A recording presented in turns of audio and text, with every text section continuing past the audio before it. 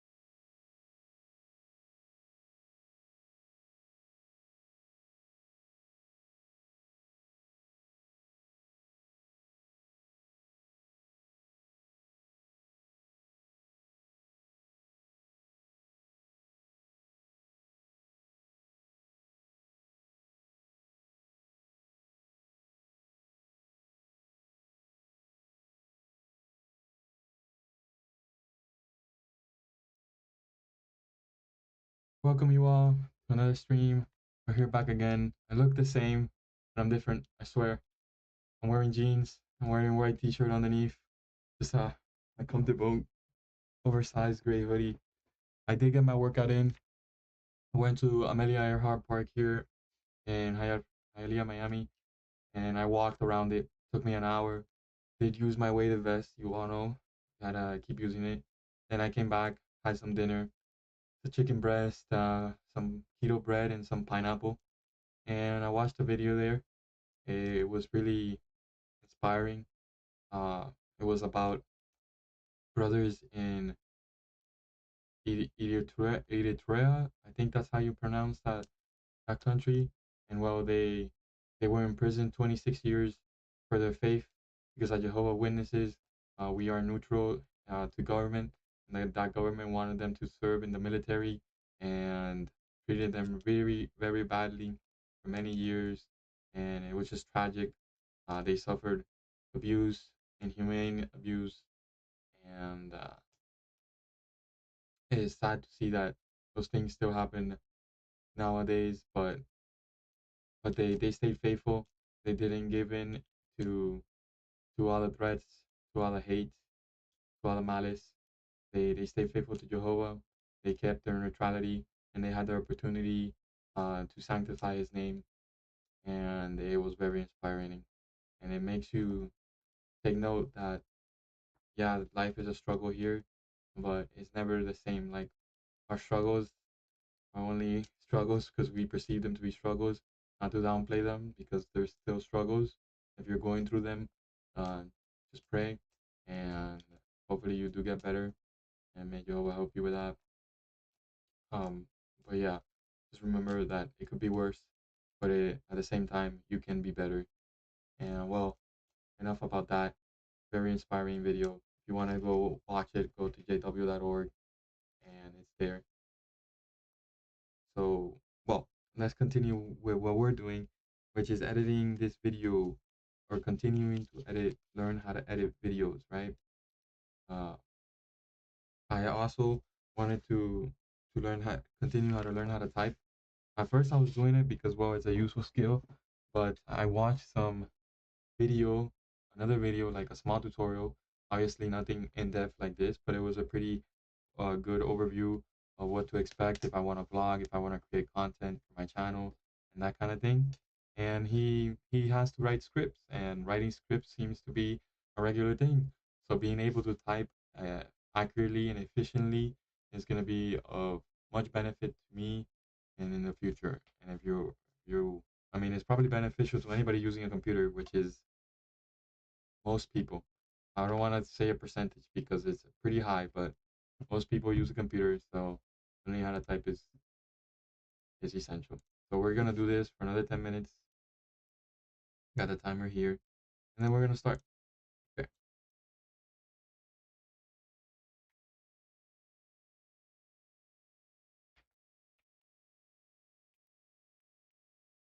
Hopefully somebody actually joins us tonight.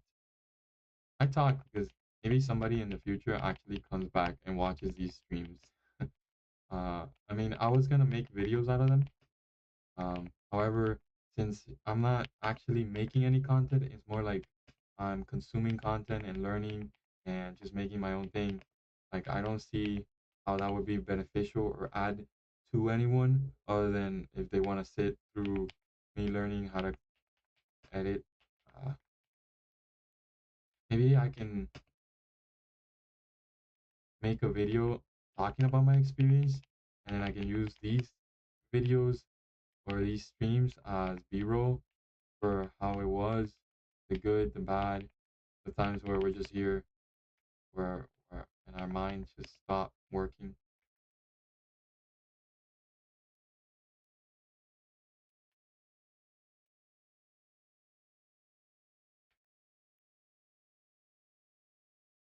And uh,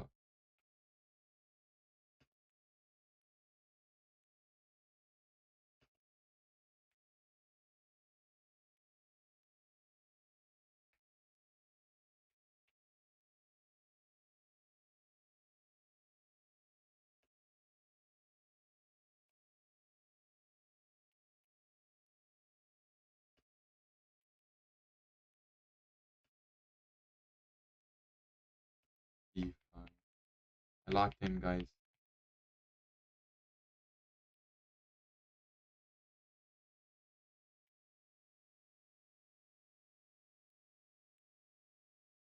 And I still I butchered all of that.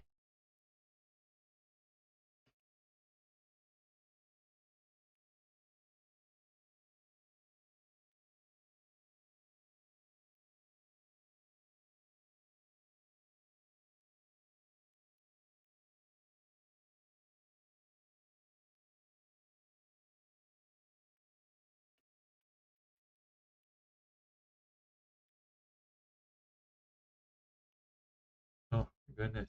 Oh,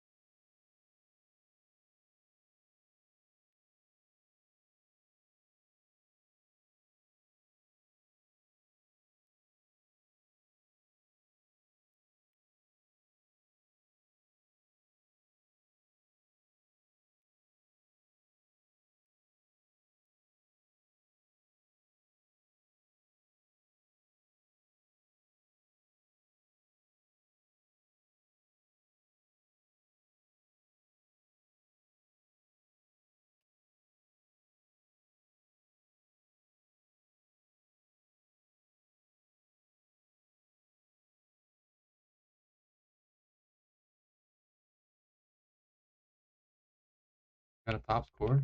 Crazy. Oh,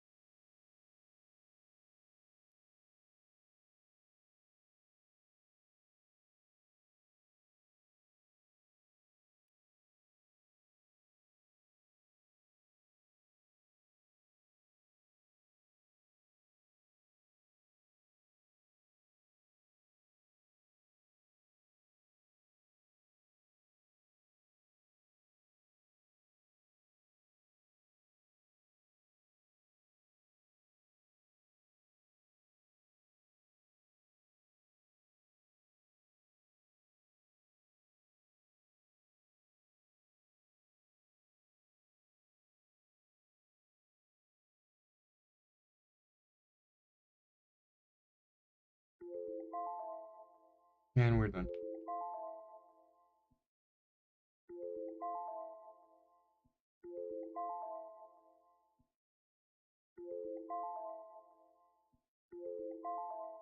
So we did better. Our score is at 1,000. Hopefully we don't mess up too much. Last current key F speed. Obviously we're missing the B. Honestly, this is pretty good. We're at F C V X Q J. Missing 5 letters to unlock the full alphabet, and most of them are green. Top speed 25.4, and we got a 98% accuracy. It's not horrible, right? We're doing pretty good. This is recommends daily go 30 minutes, so 3 sessions. Maybe we'll do that on another one before we go, or if I become too tired.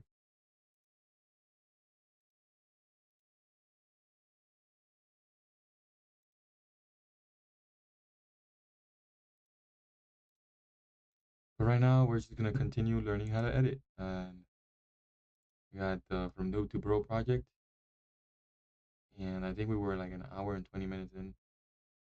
We're working on refusion with Professor Casey Ferris. Okay, let's look at the notes real quick. Let's see where we were.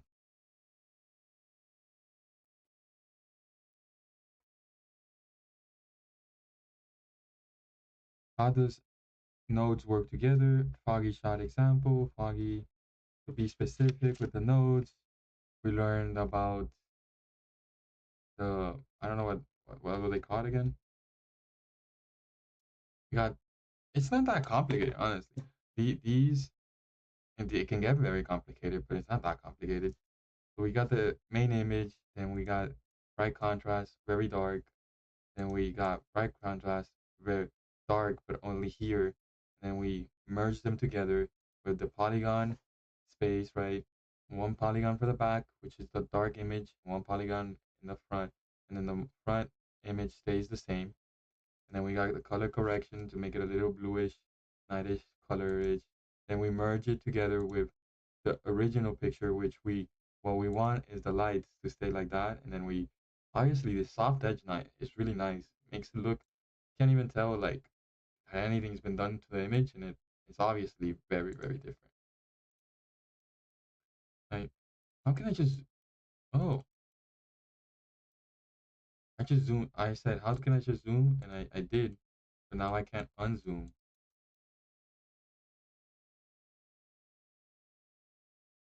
Well, that was odd.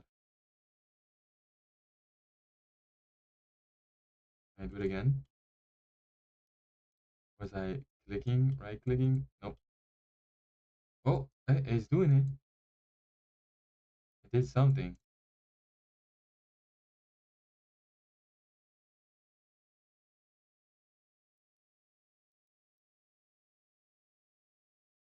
It did something somehow. I don't know.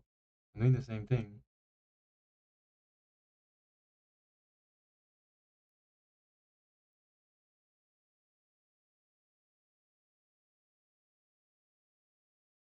Guys, it's zoomed in, but I don't know how I'm doing it. I'm just clicking my middle mouse wheel and oh whatever. That's so that's what we did.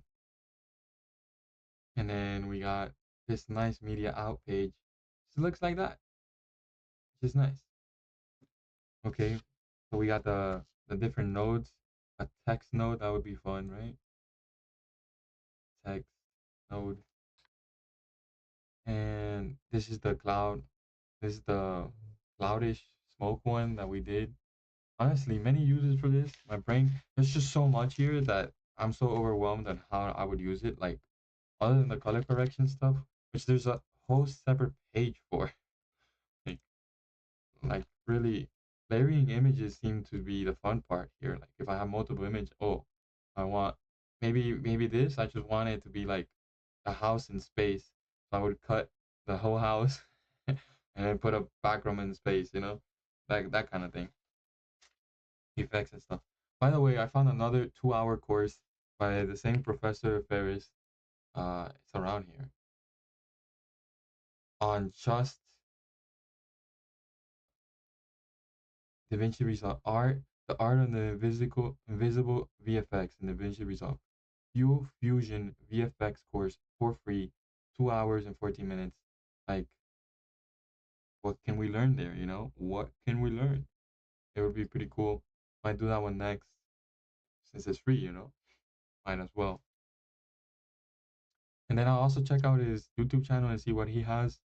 Um, and probably, I mean, he sells a course, but he probably has his whole course stuff here. And then when I go to the paid stuff, I might not need all of it, or I might just be able to skip most of it, and while learning here and maybe make a profit sooner than rather than later. So let's go to, okay. So we're gonna work on the alien after this. Beginning of our shot. Oh, we're still working on the shot. Make a custom. Really start to dial this in and make this look like it's nighttime. Okay. Now, a lot of this is stuff that we could probably do in the color page, honestly, but I like this exercise because it gets us used to working with nodes. And this will also help us with color here in a little bit. If anytime you get lost in a node tree, you can just grab the nodes on the left and just start dragging each one into this left viewer and kind of think about it in steps. The first step we have is our original footage. Then we're adjusting it with the brightness and contrast. Then we're taking our original footage again and we're adjusting it differently with our brightness and contrast. So we have two versions of this color corrected image, one that's sort of dark and one that's really dark. Then we're merging our really dark one over our sort of dark one, but we're only doing it inside of this polygon mask. So just on the sky part. Then we're taking that whole thing and we're color correcting it to tint it blue. And that gives us our composite, where we have multiple images put over one another. Now, we could go even crazier here. What really sells a day for night shot is when we have these bright yellow lights kind of lighting things up. And so we could copy this media in again. I'll just copy and paste. So we already did that. Ellipse and plug this into the blue input here. And I can make this ellipse really small and move it like this, and then soften that edge like this. See what we're doing here? Soften that edge. And now we have that yellow that looks like the light is emitting light, right? We could copy and paste this ellipse mask. I'll just drag this down, hit Control C, and then Control V. It's going to copy and paste that, and it's going to run that mask through that mask, which is basically just going to combine them. So I can add another mask over here, create. I'll move these down, grab this one, copy, paste, Control C, Control V. Move this over here for this one. Maybe make this one a little bit bigger. So we have a little bit more light over here, something like that. And now we have that light showing up here, and it looks more like a night shot. Isn't that cool? This is the kind of stuff that you can do in Fusion really easily. Maybe we want to add some fog to this. Remember, we kind of know how to do that already. We can take this second icon, which again makes fog, it's a fast noise, push up the detail maybe push down the scale a little bit, and let's merge this over everything. By the way, there is a quick trick to merge something over something else, so you don't have to grab this merge node and then plug it into the foreground. What you can do is just take the output, this little gray square, and drop it on the white square here, like this, boop, and that will automatically put it in the foreground of a merge right after this node. So now we have our fast noise over everything, just like we did before. And again, we can grab a polygon and let's just kind of make a little mask around here. I'm just clicking and dragging to make it soft, pushing this soft edge, selecting these, and just messing with this shape so that I can get a little bit of fog. Isn't that cool? Now, this fog is a little bit strong, so I want to take this merge and I'm going to turn down the opacity of the foreground. I'm going to make it more transparent. With this merge, I can take this blend and push the blend down like this. We put it in the foreground of everything, just like we did before. Okay, so fast noise was this, right? Space it out over there.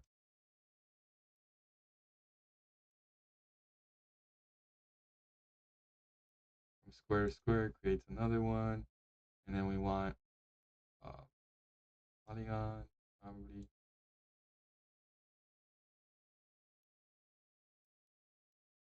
Oh,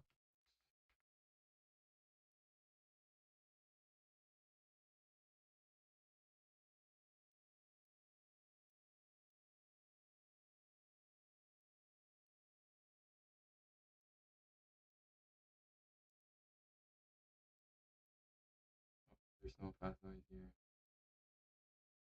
Nothing's happening. What?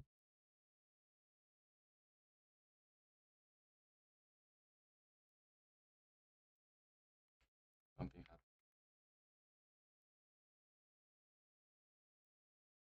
So bad. So the fast noise is here. Definitely working. You can just copy paste it as well.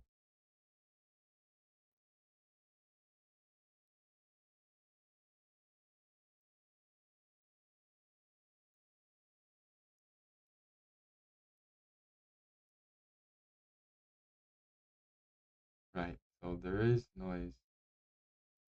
Fast noise.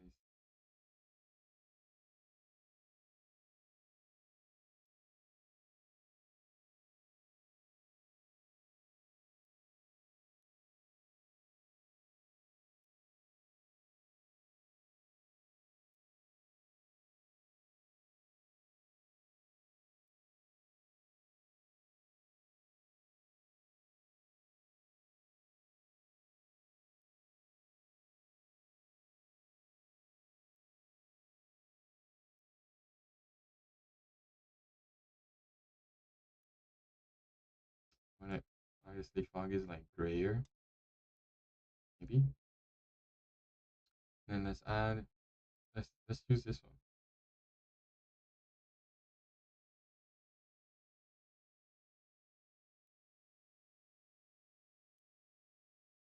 All right. It has to circle. Oh, oops. That's why it didn't work last time. It has to circle around. Yeah. And then to move it is to move it here.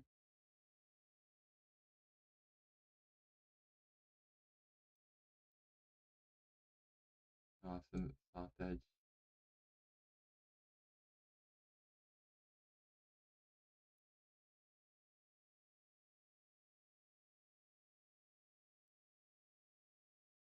Wonder how Casey's gonna do it. I mean, Professor Ferris. Professor Ferris, of course. I want to show the utmost respect to your professors.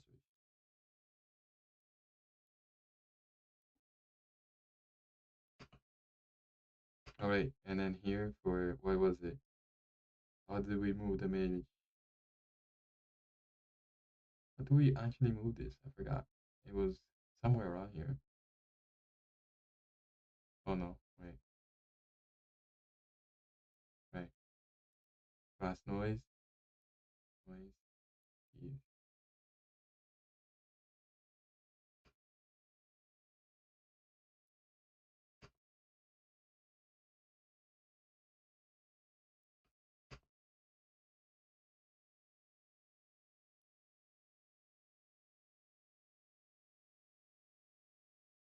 Oh, sees ray.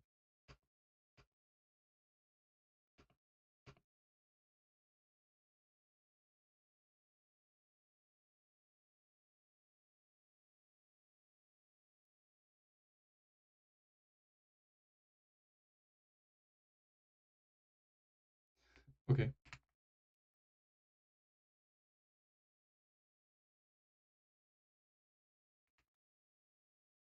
Before, and again, we can grab a polygon and let's just kind of make a little mask around here. I'm just clicking and dragging to make it soft, pushing this soft edge, selecting these, and just messing with this shape so that I can get a little bit of fog.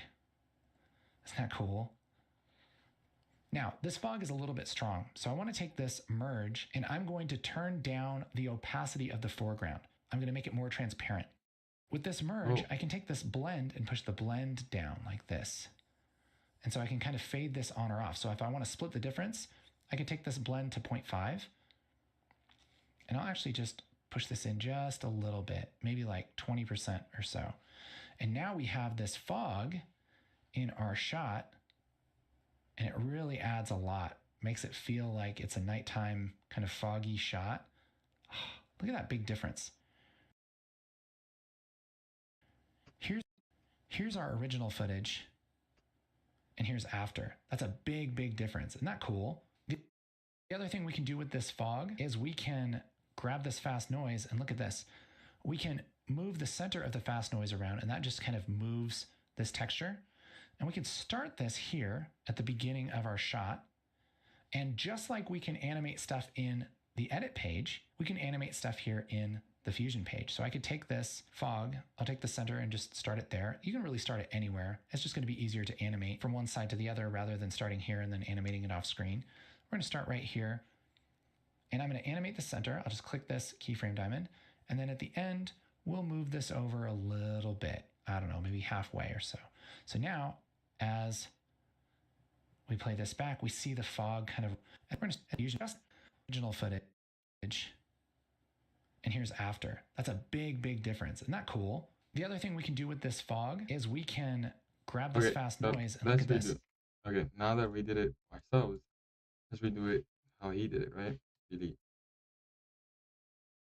So fast noise, we want, no. Oh, my PC is struggling right now. That's because it's playing. You can drag the center around.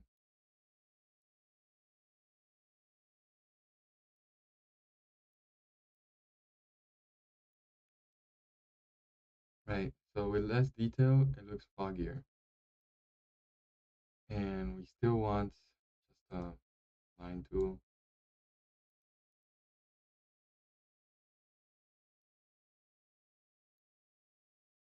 Right, we want to put it here. And then soft edge.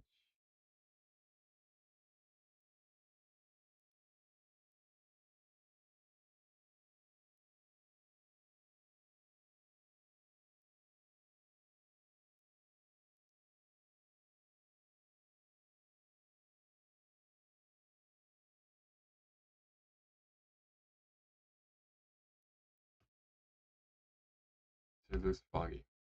At least it looks more like his.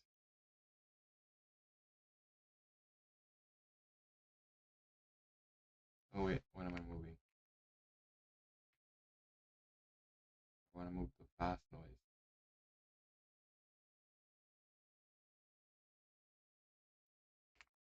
Let's see how to, we can move the center of the fast noise around, and that just kind of moves this texture. And we can start this here at the beginning of our shot. And just like we can animate stuff in the edit page, we can animate stuff here in the Fusion page. So I could take this fog, I'll take the center and just start it there. You can really start it anywhere. It's just going to be easier to animate from one side to the other rather than starting here and then animating it off screen. We're going to start right here, and I'm going to animate the center. I'll just click this. Oh, the diamonds. The diamonds animate. So let's move this here.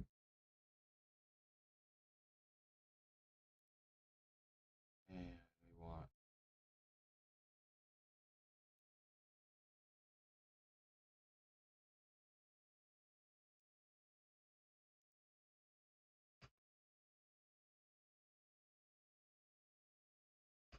let me finish watching this keyframe diamond, and then at the end we'll move this over a little bit. I don't know, maybe halfway or so. So now, as we play this back, we see the fog kind of rolling across a little bit. Oh, that's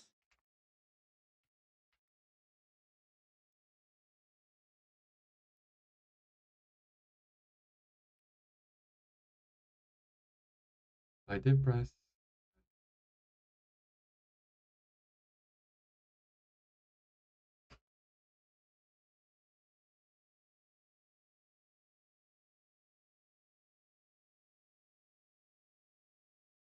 I guess I did it.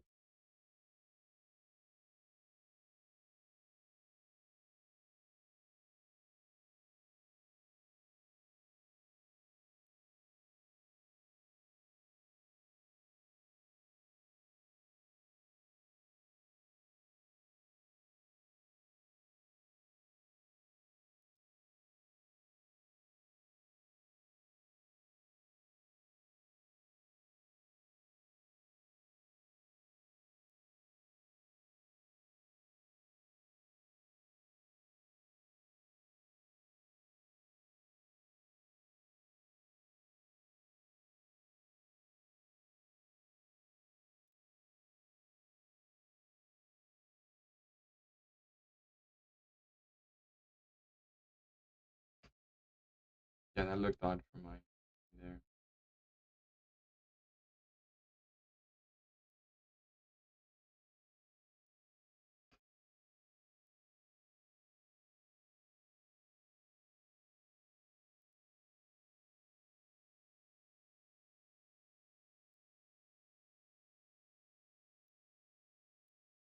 It looks odd.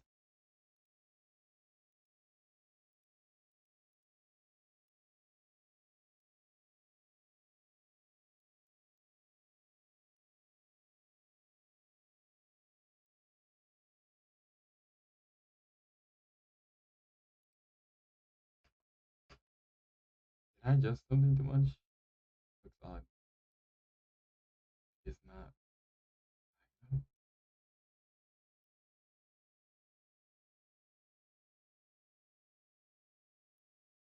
There we go. Back to being darker. So I feel the fog is moving, but it's not. We don't see So it too much. cool. This is We can definitely also darker adjust than the mine. seed rate and push that up just a little bit so that this kind of changes over time. Mine's is like Maybe a afternoon. little His bit is like stronger later than at that. night. There we go. So now we have the fog kind of rolling in across this. I'm going to turn this up so you can see it a little better. We have that. That's a smart idea. B spline. What is a B spline?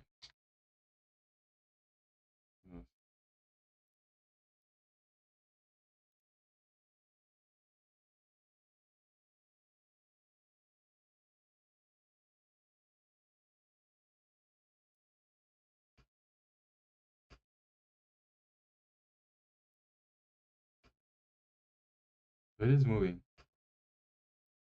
It's definitely moving.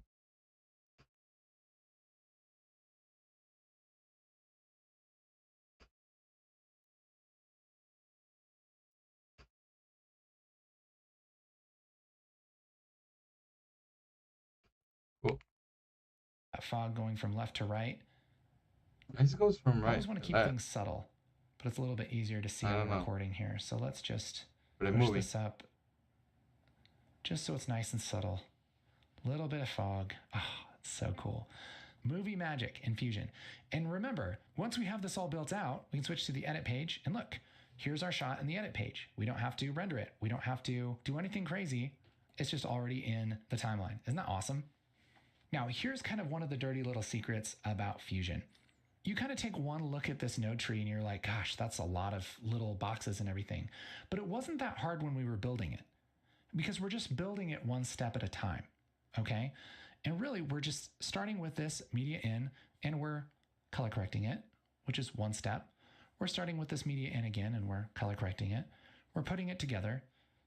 We're masking where it goes together. We're color correcting it blue. We're taking the original footage again and we're just putting it over everything, but only within these masks. So only where it's white right here. Then we're taking some fast noise and we're putting it over our shot, but only inside of a mask that's right down here. And so it's pretty simple, straightforward stuff. It's just lined out with every single step that we did. So that's the bad thing and the good thing about nodes. The bad thing is that it looks kind of intimidating, but the good thing is that you can always go back to any of these steps. All these steps are modular. And so you can go back and say, actually, I don't know if I like the correction here. I can go to my brightness and contrast here and adjust that correction on the top part of our screen. And I can see what it looks like even after it flows through all of this stuff. Fusion is the very most powerful page in Resolve. You can do absolutely anything with it. Fusion is what we dive super deep into in our courses. We have a course called Intro to Fusion that breaks down all of this in even more detail and helps you truly understand how Fusion works, and then puts you through the paces to train. Is it this one?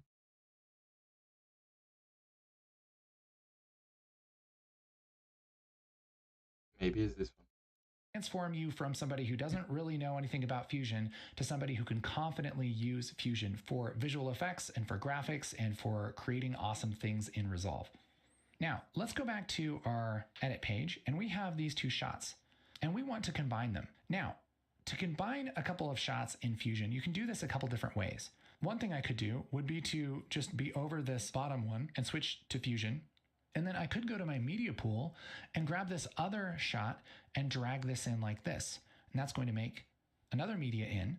And so we have this footage and this footage. And then I can combine them just like I combined the same footage over itself. The other way that we can do it, that's sometimes a little bit more convenient, I'll just right click on this and reset our fusion composition, is I can stack these on the timeline, select both of them, right click and go to new fusion clip. What that will do is combine these together, and then I can switch into Fusion and I'll have both of those clips synced up and lined up with each other here in the Fusion page. So here's one of them and here's the other. It really doesn't matter which one you use. It's kind of dependent on what you feel like doing. One advantage that you have with working with just one piece of footage though, is that when you switch into Fusion, it's going to open it up in its native resolution. Okay, so this is 1920 by 800. If you make a Fusion clip, it's going to make a version of this that's actually the timeline resolution, which may or may not be an issue. In this case, it's not really that much of an issue, other than we have a little bit of empty space at the top and bottom because this footage is widescreen and our timeline settings are HD. But I like to do it this way. Grab this original footage, and then I'll just grab this other footage from the media pool and drag it in. And I can rename these nodes by selecting the node and hitting F2. So we'll call this alien MI for media in. This one's going to be called ship underscore M. Okay. So let's do that. Working on the alien stuff. So alien stuff together. What was it? Combine. Enable, disable clip. Find in media pool.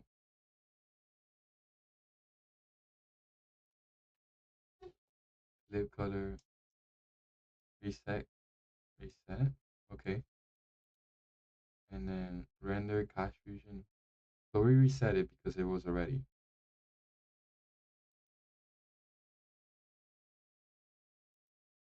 Okay. So now how do I combine them? Find in media pool, clip, duplicate, take, auto align,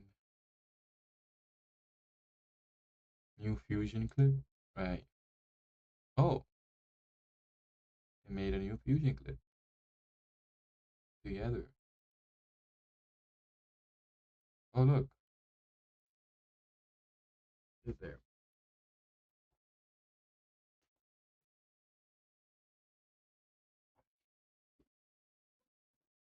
Okay.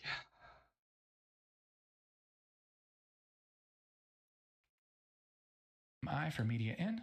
So we have our alien, and we have our ship. And now it's our job to combine these together so it looks like this alien is inside of the ship. Let's go back. So I think I did something different. It really doesn't matter which one you use. So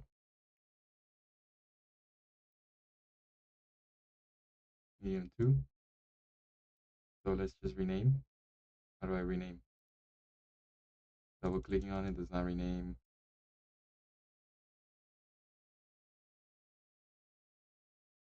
Cut, copy, paste, replace, find, mark, or reset.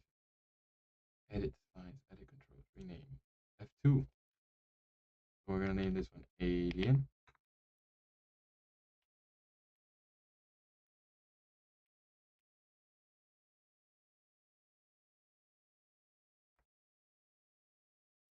And this one ship. So F2.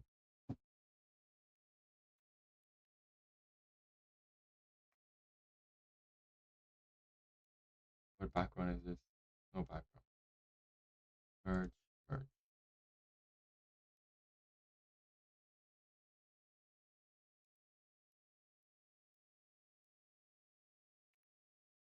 It's kind of dependent on what you feel like doing. One advantage that you have with working with just one piece of footage though, is that when you switch into Fusion, it's going to open it up in its native resolution. Okay, so this is 1920 by 800. If you make a Fusion clip, it's going to make a version of this that's actually the timeline resolution, which may or may not be an issue. In this case, it's not really that much of an issue, other than we have a little bit of empty space at the top and bottom because this footage is widescreen and our timeline settings are HD. But I like to do it this way.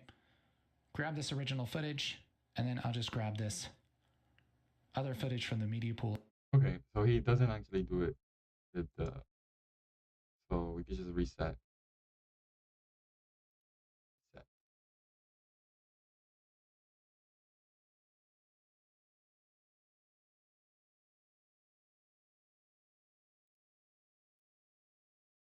Yeah, so resets it back to this. And then we can just grab the alien stuff if we wanted to. But he grabs the alien in here. Okay.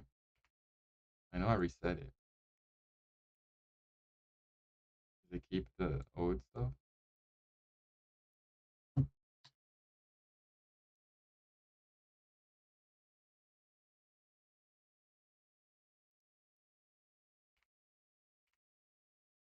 What is going on?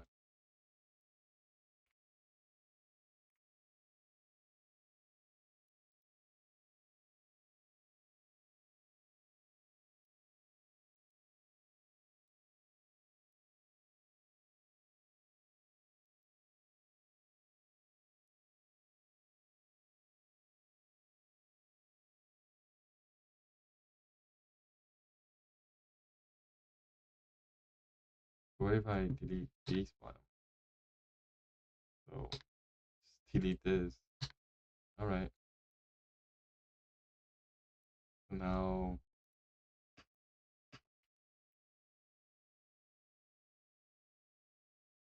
yep. I don't know. We can just delete stuff, I guess. And then now media pool. Nice. Now rename to alien.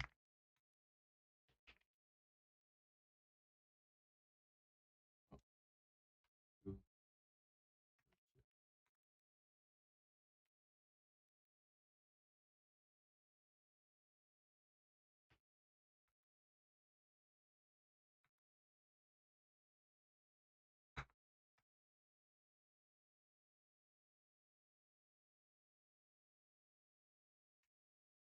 And drag it in.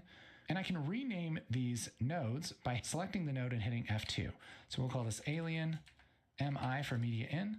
This one's going to be called ship underscore MI for media in. So we have our alien, and we have our ship. And now it's our job to combine these together so it looks like this alien is inside of the ship. Now, this might actually be easier if we put this alien in the background and the ship in the foreground.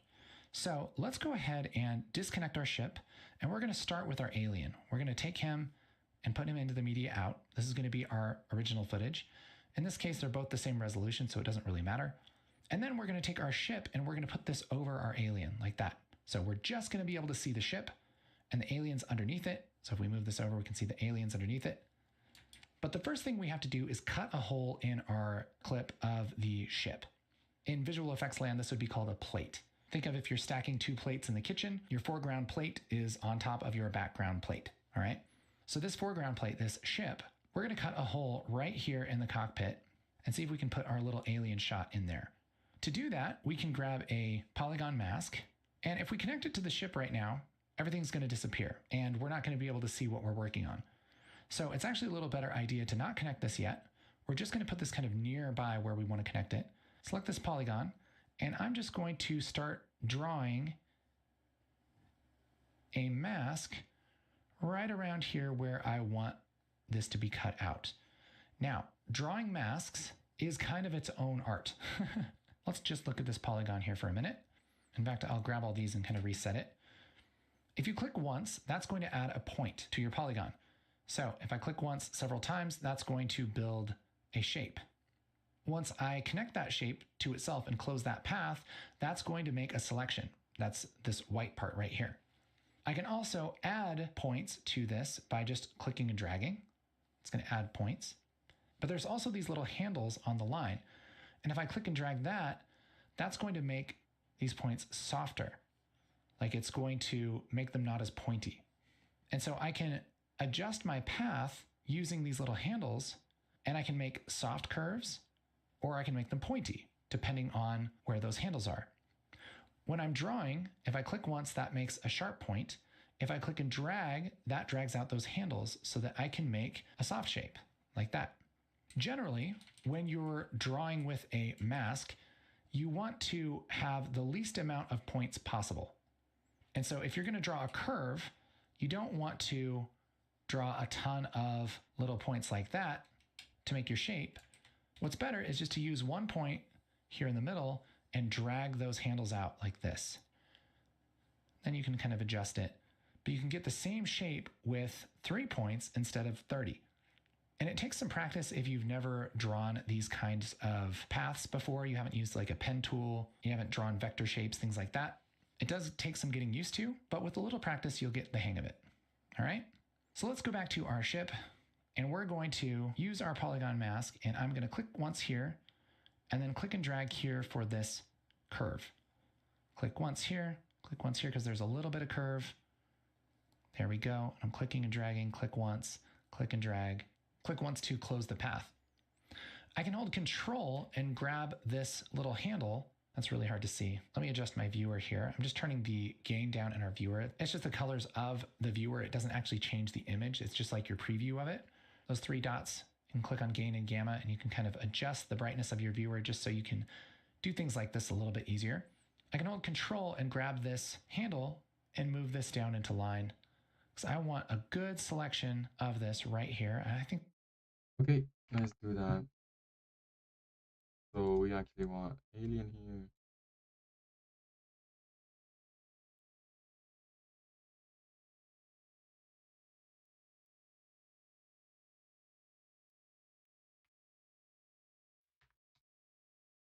Okay.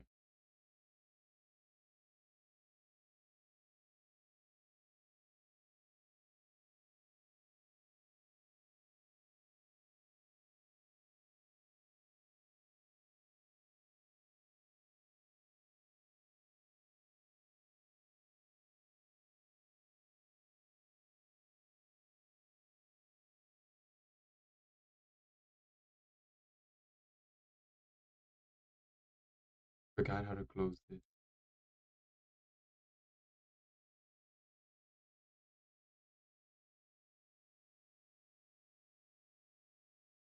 Okay, media pull out, and then what was it to? No, here. And then since I need to work here, you see, there should be control. No, doesn't work. The zoom in button. Other than this, but this is the best we got.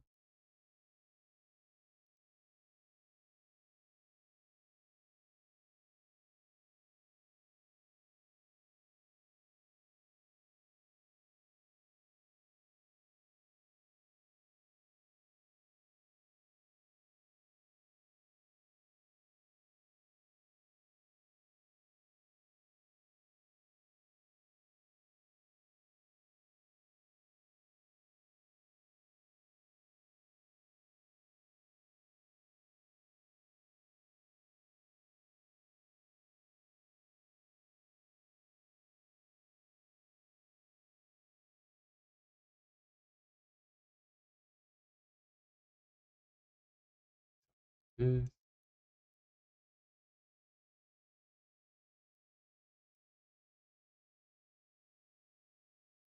make it a little rounder.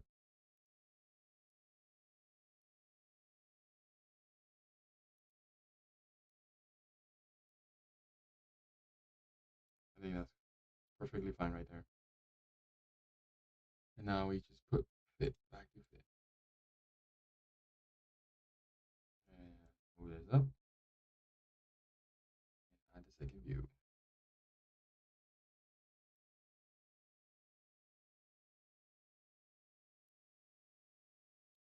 We can probably add this to the ship.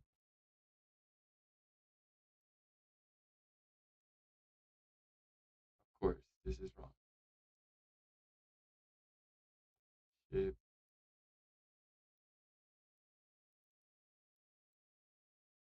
Wanna alien. Maybe. It did say ship, then alien. Or was it alien?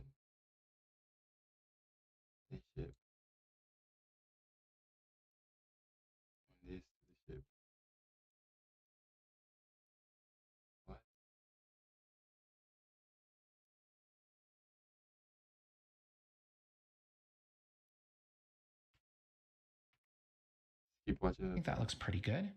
I can reset my gain and gamma by clicking these little dots here, or I can also just go up to the three dots and turn off gain and gamma. And now I have this selection that looks like this. And if I apply this to the ship like this, look what happens. That does cut out the ship, but it only leaves the center. And what I really want is the center to be gone and everything else to stay there. So what I can do is select my polygon mask, and right here where it says invert,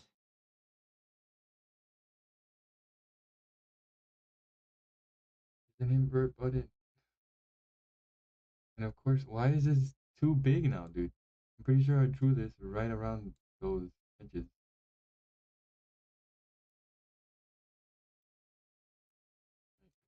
Come on. You do double the work.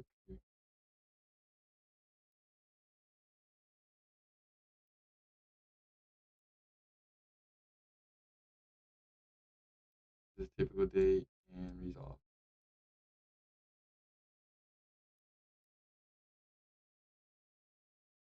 All right.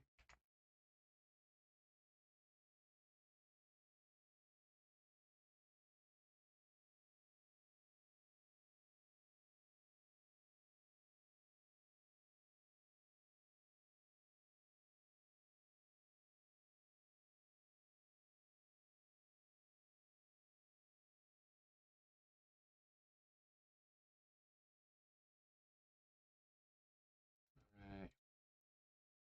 I'm going to invert that selection. Boop, like that. And now look, we have a little hole cut out in our footage, and we can see this checkerboard behind it. That means that it's transparent. So I can put this over our alien footage, and look, there he is. He's peeking out. So we have this kind of partially done. We have this cut out and we have our alien in there, but he's not really the right size. And so what we need to do is resize this footage to fit right about here. We're going to do that with a transform node. So a transform node is like taking an image and adjusting its size, its rotation, and its scale. It's a lot like the transform controls right here in the edit page, but it all lives in one node. And so we can take this alien, this original footage right here, and we're going to run it through a transform node. Transform nodes are right here. Can grab this and drag this in like this. Make sure this is connected. And then with the transform node selected, I have my transform tools up here that I can push the size down, and look, it kind of gives us a little outline, and I can put this guy right where I want him to be. Look at that. And so we're combining those images together and we're making one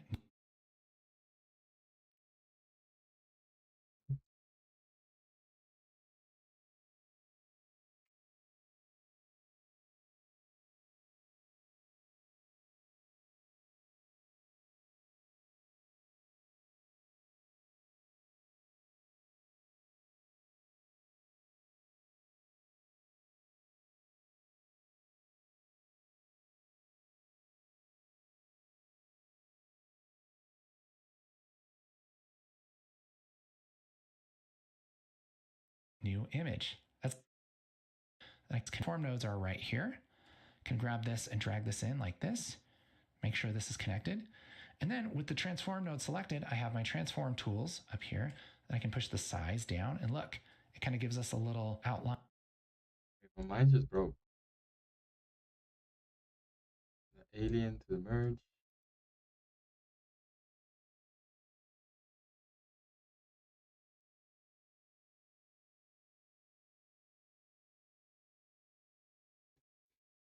My node just broke. Let's go back to where it was working.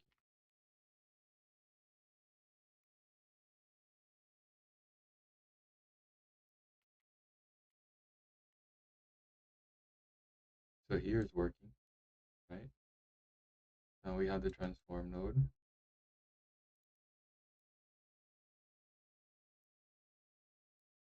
It's working. We want size. Cool. 80 inches in there. All right.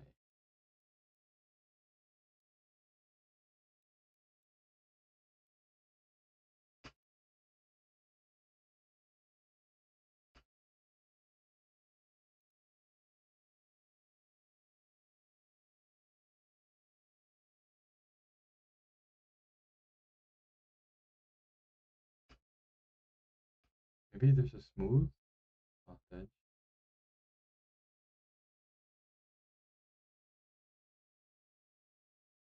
No. Border width.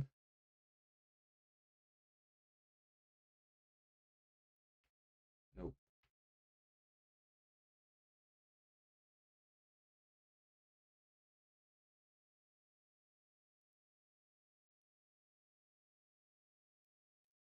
I don't know. Maybe he'll teach us how to. Line, and I can put this guy right where I want him to be. Look at that.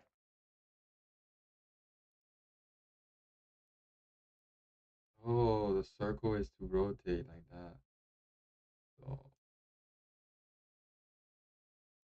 I do a bigger alien.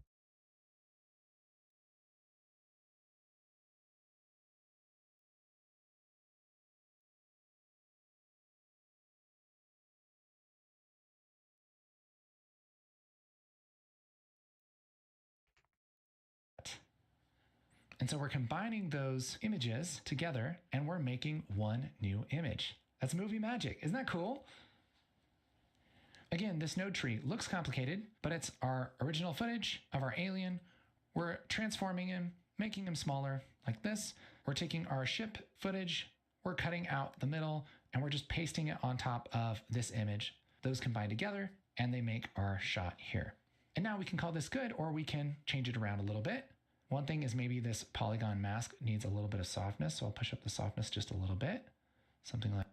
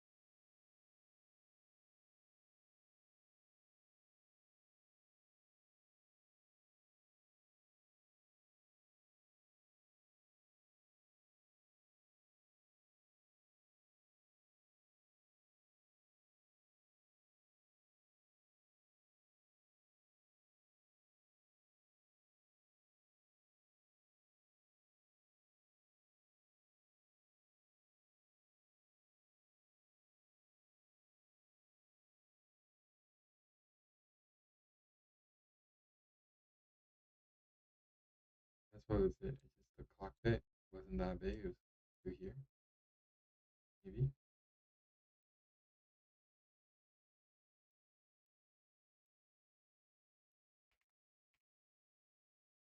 I don't know why I'm even like debating that, that. but Adjust this a little bit. Oh, make sure that we right click and remove our polygon 1 polyline, or else we'll have moving masks.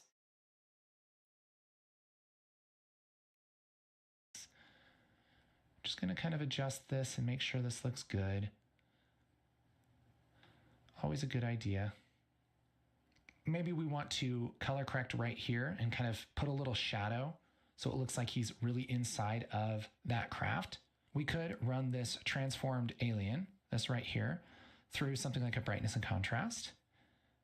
And let's view this here on the left viewer.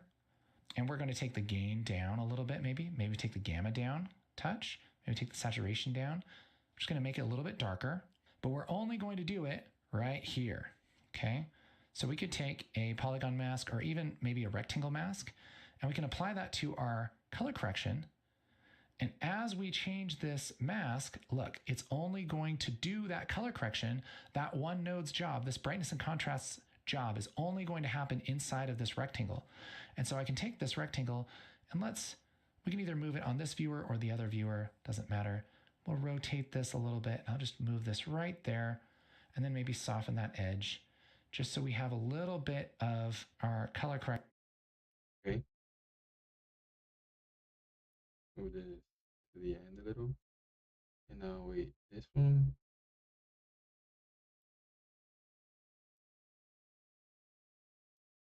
Color correction, rectangle.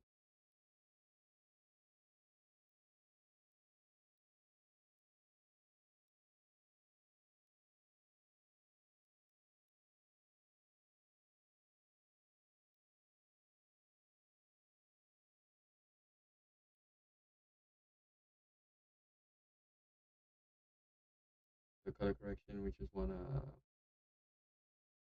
make it black.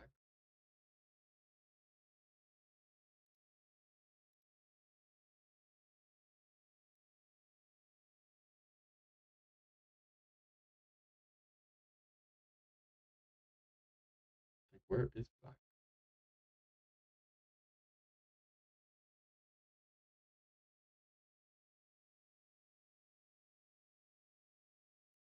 Maybe there. And then I wanna adjust the smoothing.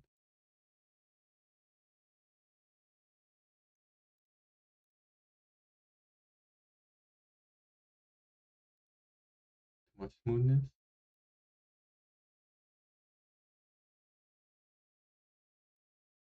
Or maybe the shadow isn't dark enough. There we go. Correction here, just like that. Adds a little bit of happen inside of this rectangle. Maybe do it right here. Okay. So we could take it darker. Oh, I'm using color current. It uses this one, brightness contrast. Oops.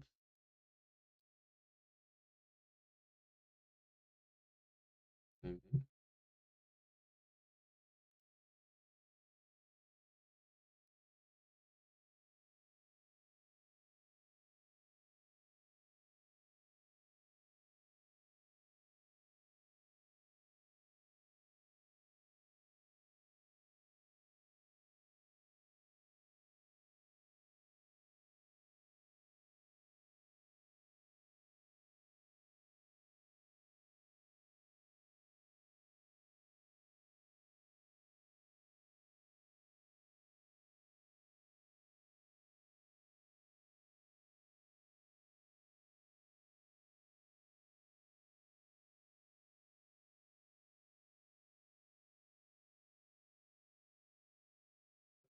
Definitely doing something.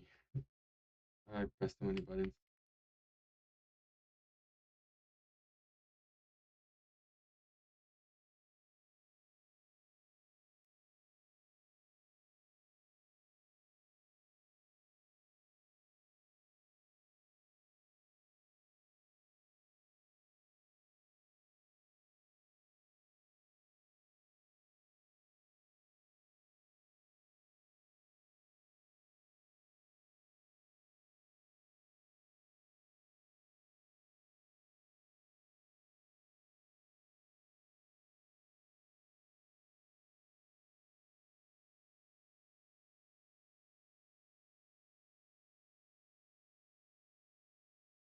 He made it look easy. This takes a lot more skill than the actual editing.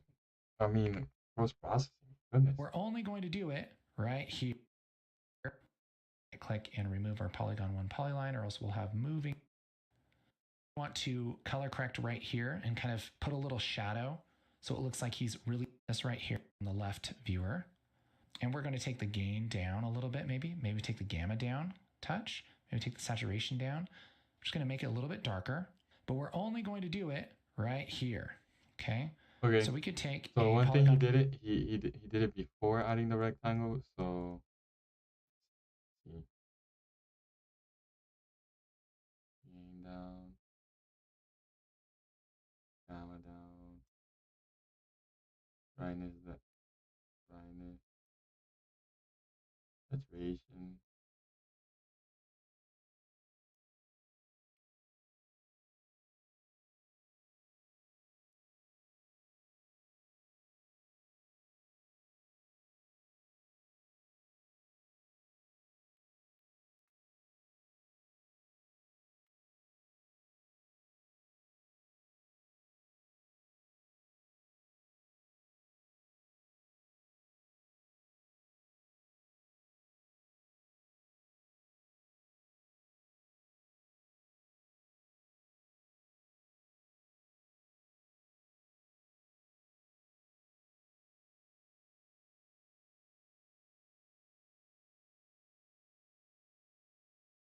Okay, that.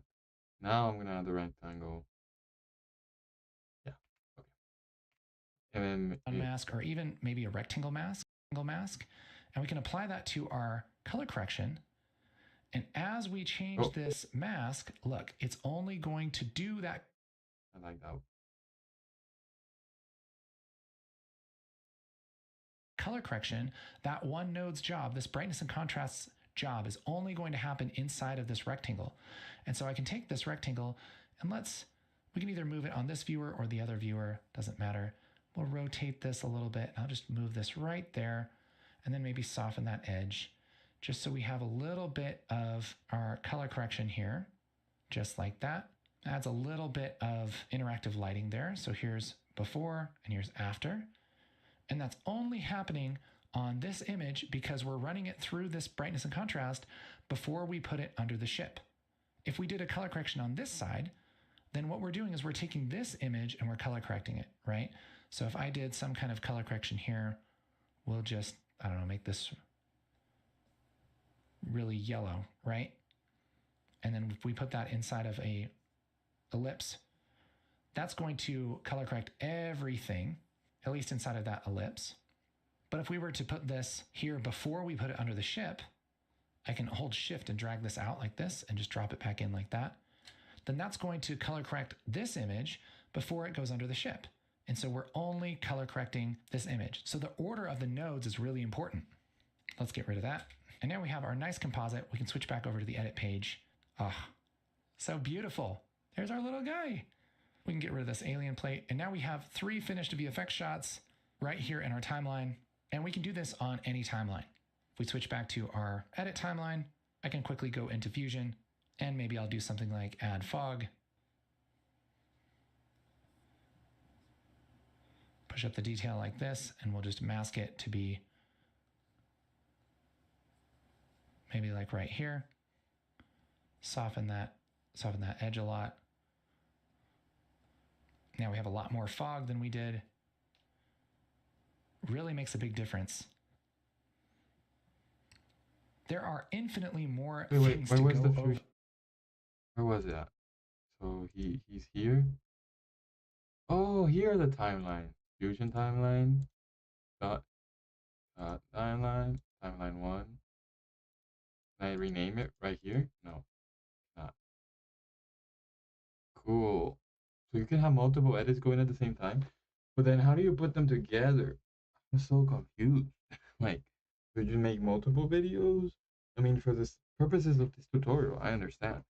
Like, we're talking about like actual practical use. Like, okay, I have multiple timelines. What do I do now? Like, what if I made multiple timelines for multiple days, but now I gotta put all those days together? Is that something at the end? Maybe those questions would be answered at the end of this tutorial. Over in Fusion. Man, I could spend so much time on this. In fact, we have several courses on Fusion. We have hundreds of students that have learned how to use Fusion, this part of Resolve that is the most powerful, inspiring, amazing part of Resolve. You can also use Fusion to make motion graphics and animations and all kinds of cool stuff like that. In fact, you know what? I don't care if this is a million-hour video. I need to show you some of this stuff too. Let's switch back to our wide shot here and imagine if we made this into kind of like sort of like predator vision kind of shot where it's all kind of washed with some color, and maybe there's like a little targeting system or something that tracks one of these bikes, and maybe there's like heat vision or something like that. You can do all this kind of stuff in Fusion. And so let's just walk through and play around and have a little bit of fun here. So after all of these nodes that we're using, let's kind of do some color correction here. And let's just maybe turn it blue, maybe push up the contrast a little bit, take the saturation down. So we have this kind of like bluish gray wash on everything. Let's make a little graphic that kind of follows her. And you can do this in a bunch of different ways. One way that'd be pretty easy would be to grab a background. So this just generates a background color of any color you want. Maybe we'll make this kind of a greenish cyan kind of thing. Let's put this over our color correction. And let's take a mask, and we're just going to put a rectangle mask on this, like this. And then we can kind of put a box around our girl here. And then let's uncheck solid and push up border width for our mask. And now we have a little border, like a little picture frame here. Push up the corner radius. Now we have this little mask that's masking this colored background. and creating this little picture frame. I'll take that border width down a little bit, something like that. And I think I'll just work on a little bit of this shot. Let's just go to the edit page and just trim this real quick, just because we're playing around with it. Let's make it easy on ourselves. Just do a little bit of this. That's going to adjust the trim points here. And I can zoom in this little bar so that we're only looking at the part in between the yellow markers, the in and out of this comp. And one thing we could do would be to keyframe the rectangle mask here. And so I could end it right here and adjust the center. And I could kind of just keyframe this so that it sort of follows her. Sort of in the middle here, I'm going to add another keyframe, just move this over. Sort of in the middle of that, move that over like this. So now we have this kind of following her as she rides. And that works fine. The other way that we could do this would be that's cool. That's cool. Especially if you need to, like, let's say, blur out somebody's face. You can put like the fog on their face and have the fog follow them. So let's learn how to do that. So he got color corrector. Then he merged. Then added a background.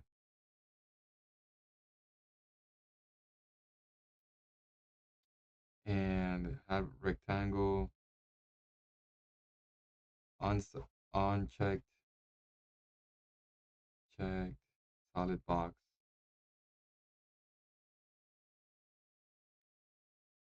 Yeah. Okay. Let's go back to that footage, which is this. Let's make it easier. So we're gonna go from there to there, for sure. Okay, back to Fusion.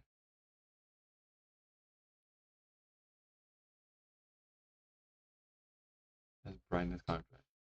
And we gotta learn the difference. Color correct.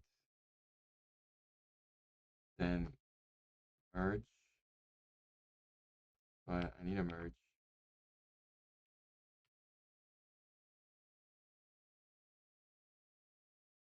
Shift to move. You can just grab shift, press shift, and it moves the whole thing. Does it even click it back? Nope.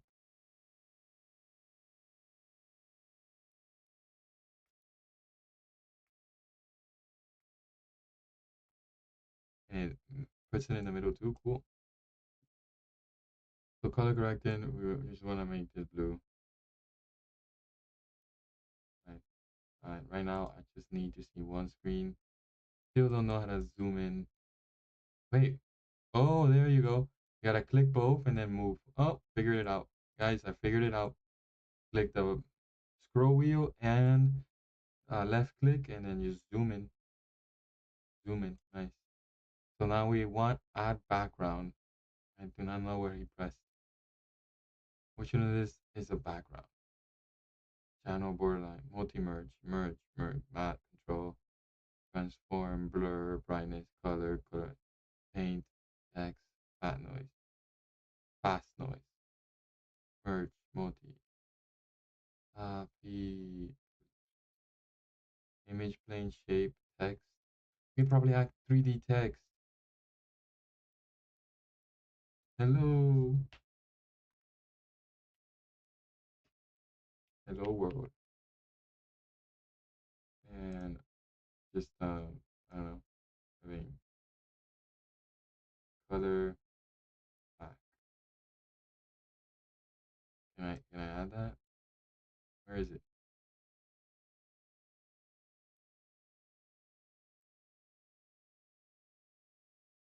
I see stuff there, but I have no idea how this works.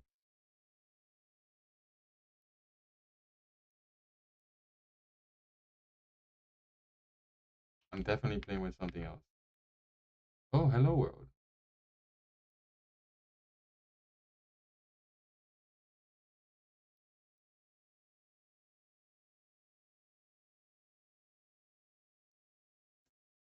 Yeah, delete. Delete. Back to this.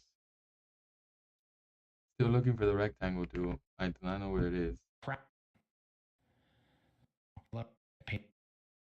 radius, and let's niche cyan kind of thing. Let's put this where you use her. And you can do this in a bunch of different ways. One way that'd be pretty easy would be to grab a background. Oh, it's a background. Background. And he did blue, but I want red because I'm allowed to do red. And we want a rectangle.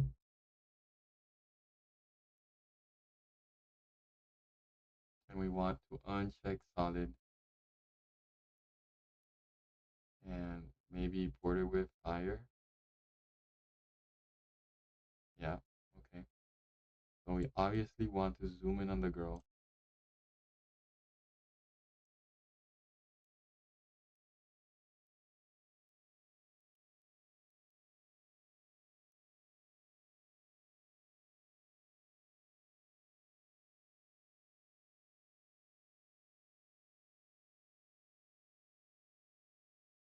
Border width a little less. There we go. We want a keyframe there.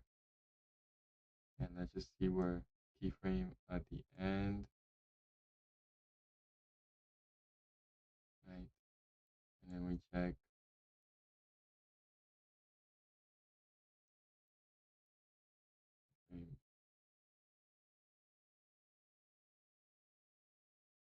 Which keyframe did he press? Which button? Oh my goodness. So this just generates, and then let's uncheck solid and push up border width for our mask. And now we have a little border, like a little picture frame here. Push up the corner radius. Now we have this little mask that's masking this colored background and creating this little picture frame. I'll take that border width down a little bit, something like that. And I think I'll just work on a little bit of this shot. Let's just go to the edit page and just trim this real quick, just because we're playing around with it. Let's make it easy on ourselves. Just do a little bit of this. That's going to adjust the trim points here. And I can zoom in this little bar so that we're only looking at the part in between the yellow markers, the in and out of. Yeah, I'm only looking in this comp. And one thing we could do would be to keyframe the rectangle mask here. And so I could end it right here and adjust the center. Oh, it's the center. Keyframe center.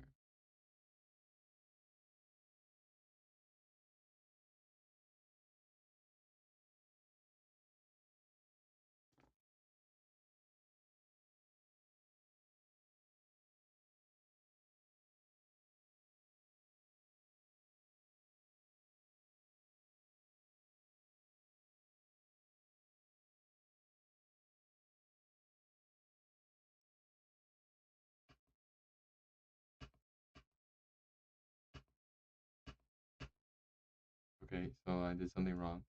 Maybe it's the beginning point.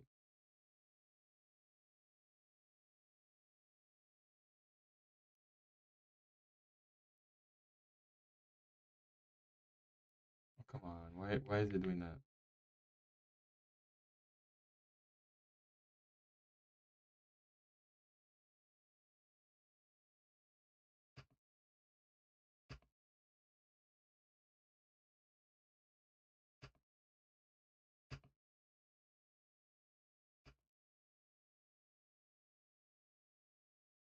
Okay, I think I got it.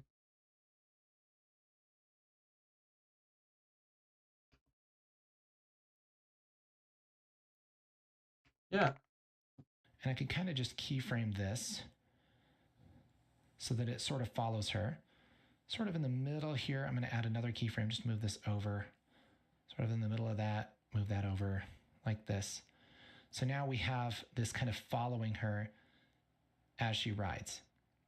And now, like, the biggest thing I see with that is, like, if you need to blur somebody's face, you just have the blur image follow his face around in a clip. Yeah, works fine.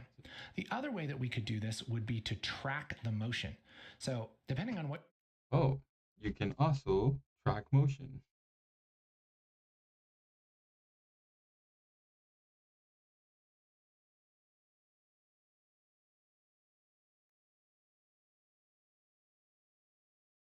what you're doing, this could be more or less work.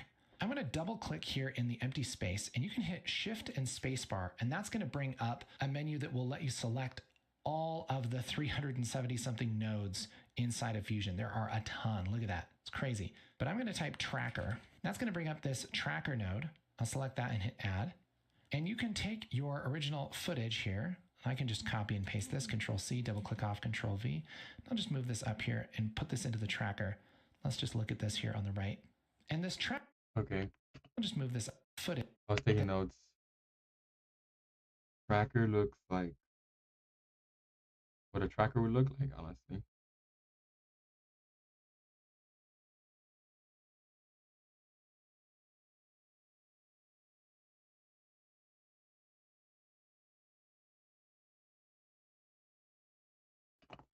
This tracker node, I'll select that and hit add. And you can take your original footage here. I can just copy and paste this, Control C, double click off, Control V. I'll just move this up here and put this into the tracker. Let's just look at this here on the right. And this tracker, what that does is it will lock onto a feature in your image and it will follow it. And so we can grab this little target thing here. Let's just go to the beginning of our clip here. Let's take this IntelliTrack and put that right on top of our leading lady here. And let's track that forward using this button right here. What that's going to do is stick that tracker to her as she rides by. It's going to track that motion. It's basically doing some keyframes for us here. And once we have that, then we can do a bunch of different things with this tracker. One thing we could do would be to maybe take some text or something and plug that into the green foreground input of this tracker and say, text like this. Select this tracker, go over to operation, and here where it says operation none, switch it to match move. What that's going to do is put some text here, and I can select the text, put this right where it's supposed to be, and watch what happens here. This text will follow her as she rides her bike. Isn't that awesome? And so if you need to stick something to something, you can use a tracker to do it. So we're kind of using this tracker like a merge node, but it will animate the foreground. Now, we don't have to include the background here. We can select this tracker, go to operation match move. That is super cool. Like how is anybody supposed to understand that? Unless, oh my goodness, the holding scroll wheel and click works for the polygons too. I mean for the nodes. That's dope. So shift spacebar and then tracker. Add. Okay. Add it over here. Okay. Shift on hold. And then we want copy Control V. And what?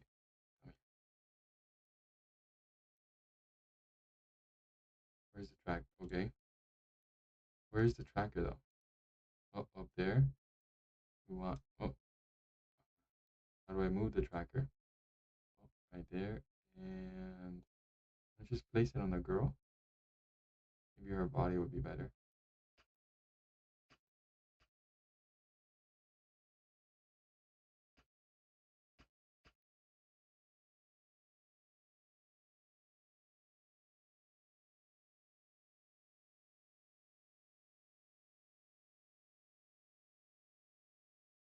Was it this? Yeah.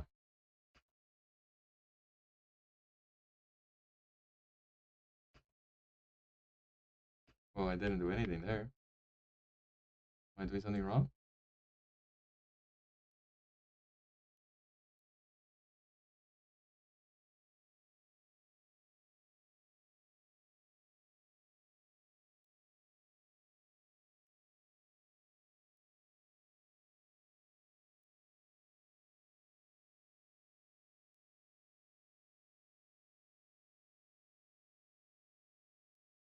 Maybe just make sure that the whole image is in frame. And then track forward.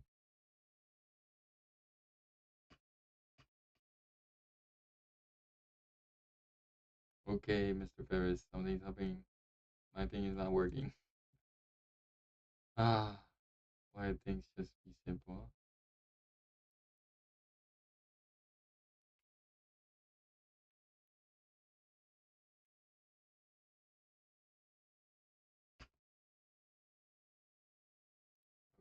I got the tracker.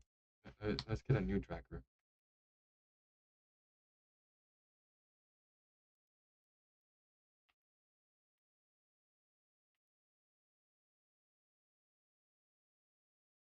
Add it.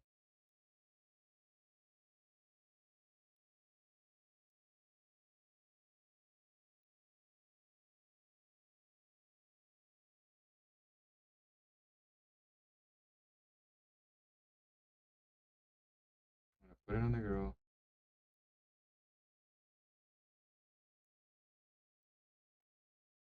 Make sure that it covers our whole body.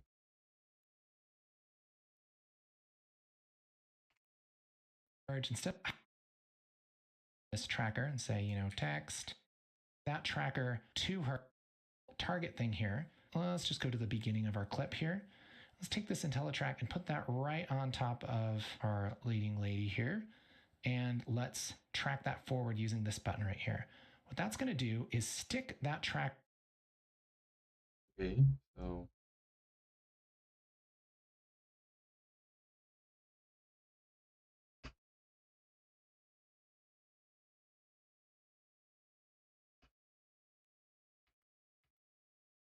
am I missing something?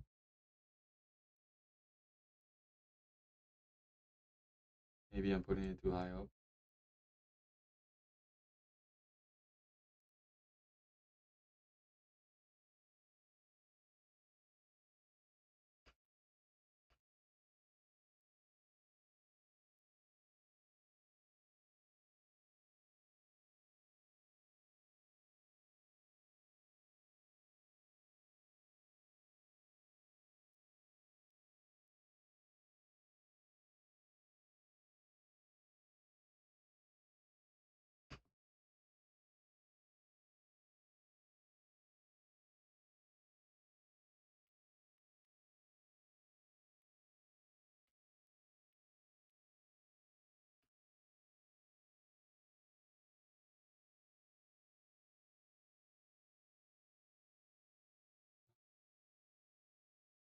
Something would be easy or work on the first time, but never does.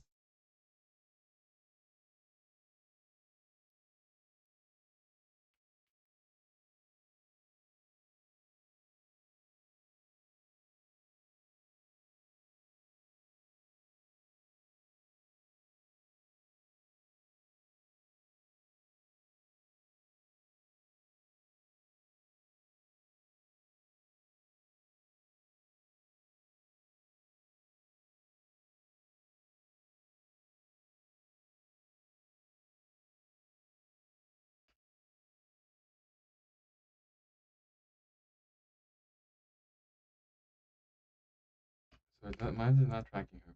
Tracker to her as she rides by. It's going to track that motion. It's basically doing some keyframes for us here. And once we have that, then we can do a bunch of different things with this tracker. One thing we could do would be to maybe take some text or something and plug that into the green foreground. Okay, let's go back. Let's try again. And it will follow it. And so we can grab this little target thing here. Let's just go to the beginning of our clip here. Let's take this IntelliTrack and put that right on top of our leading lady here. And let's track that forward.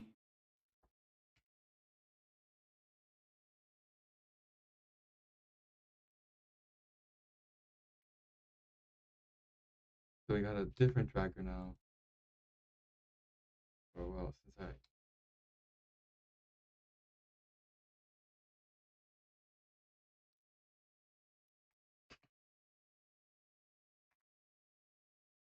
okay, got a tracker again. I'm gonna put this tracker on the girl at the beginning of the footage.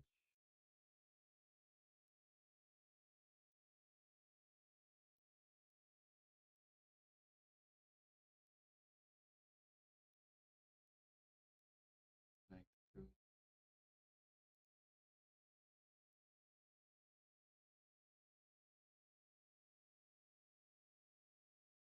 track forward, please. No, it just moves it 1 second and then stops moving.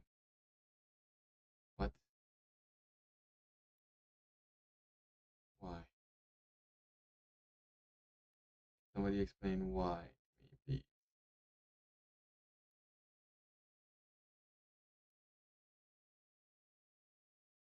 You know what? Maybe I want to track it from here. Because maybe it's something with where my footage starts.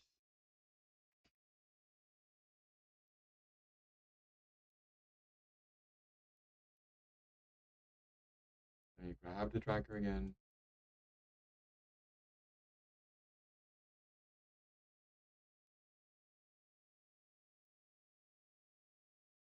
But it did move differently. Like slightly.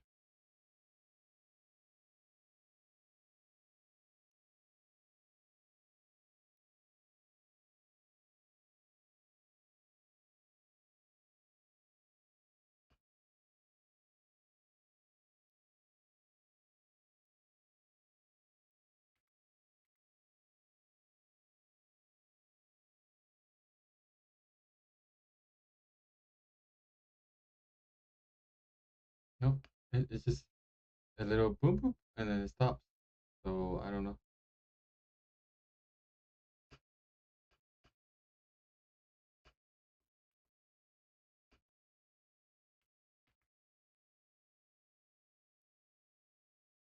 My head hurts when things don't work. Why are you not working?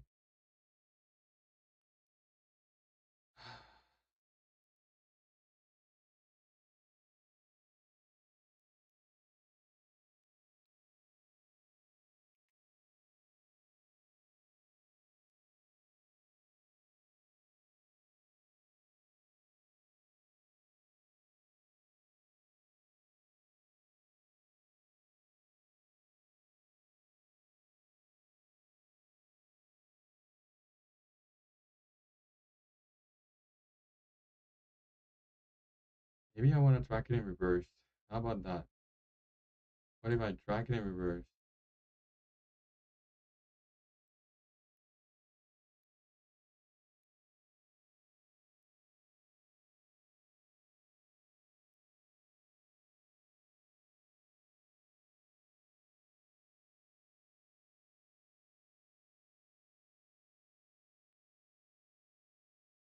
It does absolutely nothing.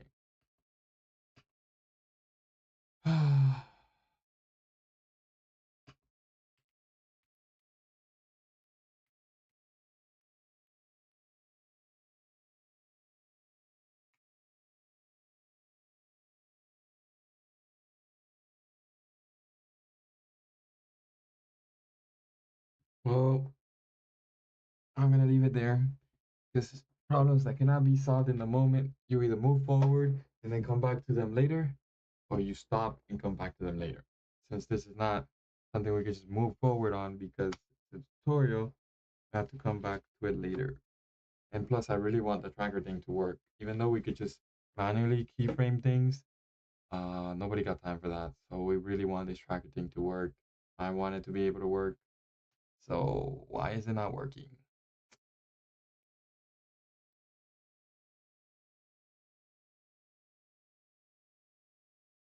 IntelliTrack, is mine an IntelliTrack or no? Can I close DaVinci?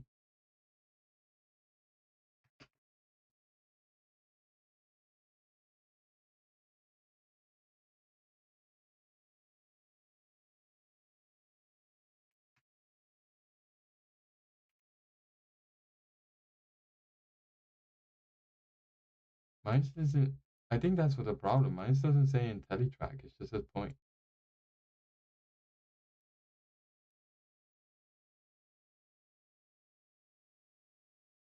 I'm gonna put the arrow back over here.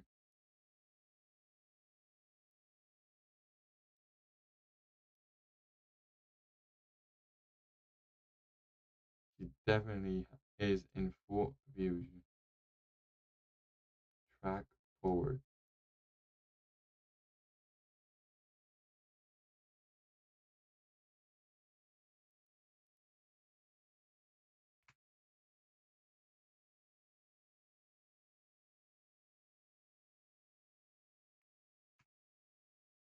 Yeah, mine doesn't say IntelliTrack.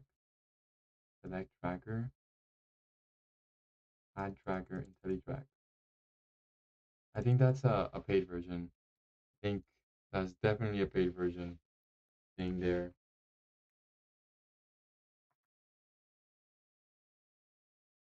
I do not have IntelliTrack, and I don't even know what the point of it is otherwise. Well, you see, I actually solved the problem before even going to sleep. Still going to sleep though. Another is Tomorrow is another day. Thank you for watching. If you did watch this in the future, nobody joined me again. That's all right. Uh, I'm thankful for those who watch in the future and those who will join me in the future to watch the vlog, uh, the stream with me. Another session. And actually, I'm gonna end off by doing some more typing practice. And using this button right here. gonna leave that open.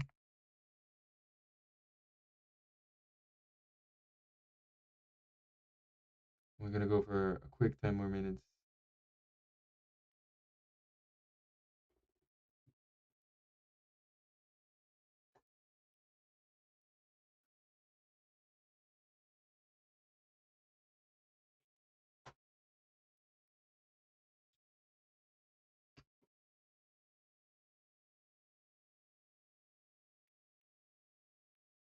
Very great.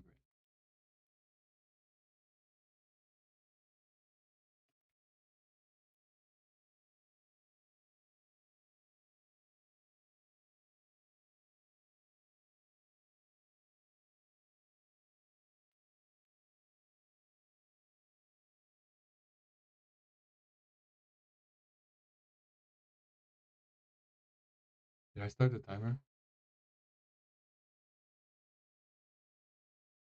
I did not.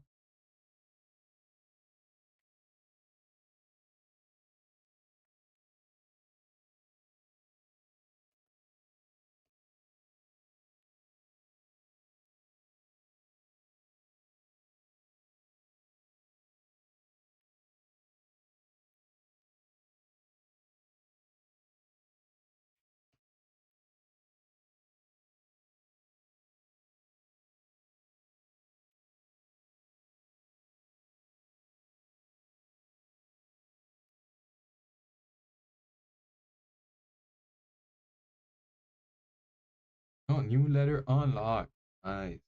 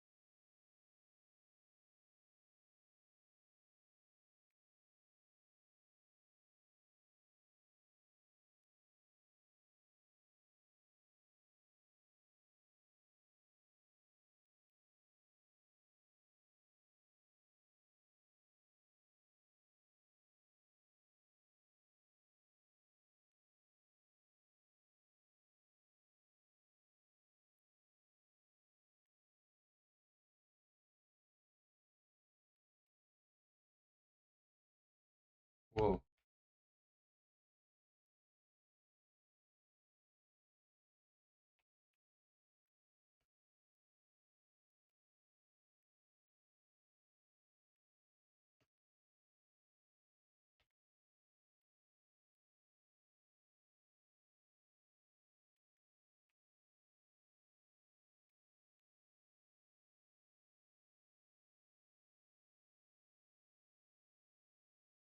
Kamikaze. Fancy.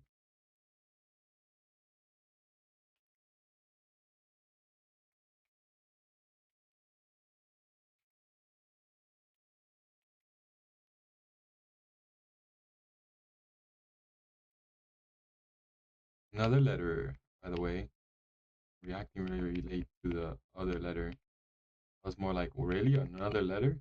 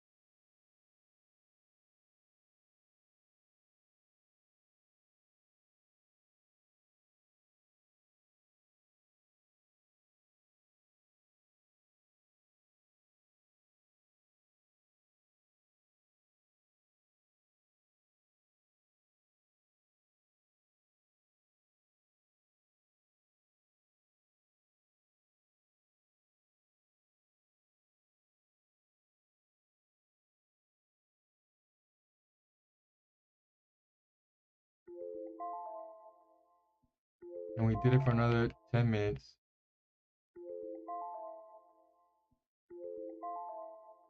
Well, with the addition of V, since it's close to right next to B, the B letter went down by a lot. Back to, I could feel it. But that means only three more letters left, and Z was surprisingly easy to do with the pinky. F and G, I still seem to get them confused. And now it's like, which finger, like assigning fingers and keeping that as the assignment for which letter you want to move at is the big thing.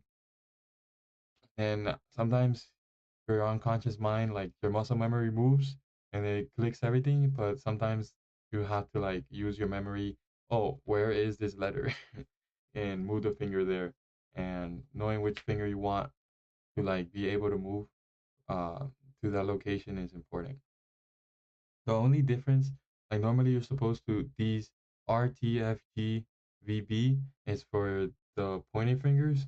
So the only thing I have different is that the R, I'm actually using my middle finger, R, E, because it seems to R, E, like read, R, E, see, like I just got used to using the middle finger for that one. So it does alleviate my pointer finger from one letter and gives one more letter to my middle finger. But other than that, everything else I'm doing pretty much by what you see here. I wonder if there's an option to add punctuation after we unlock all the letters. We can add punctuation and then get good at that. And that would help my right hand a little because there's all this other punctuation, especially like periods and stuff, um, and question mark and slashes. It's really cool to also be good at. But right now, just doing what we can. Um, looks pretty good. Obviously, gotta improve, but that's why we practice. 99%. How can it be 99% when I did 10, 10, 10? Who knows? But whatever, we completed this. Thank you all for sticking around. I know those little segments have nothing to do with editing, but I appreciate you. Oh look, we got this nice background now. Let me show you the background that I found yesterday. We got this one, face one with whale, pretty majestic. This one, I really like this one. I think it's cute. I think it's nice. I think everybody wants to find something like this in their own lives. This one is nice too. Like, wow. There are new words. Like, maybe we can make that infusion, right? Something like this. And animate the clouds, the stars falling behind the water. That would be pretty cool. And then their hair is like slightly moving. I got this one too. It's just a small like, house on top of a mountain. Now that I look at it, isn't that cool, but it's super majestic. Like imagine living on top of the mountains. I mean, they got that little tower right there. Got the cherry blossom, peace and harmony. Some animated whales flying. So this one I like. So I watched this show on Netflix and Super Attorney Woo. It's a Korean show about this autistic person who is a lawyer. She loves whales. It was really wholesome. It was really nice, and I recommend it if you want to go watch something cool. Yeah, well, she liked whales, so now I like whales too because it was wholesome. Then we got this. So yeah, just wanted to share that quickly with you all. So now, and it's switching in between. I got it like every hour. Maybe I'll put it 30 minutes. That way it goes faster.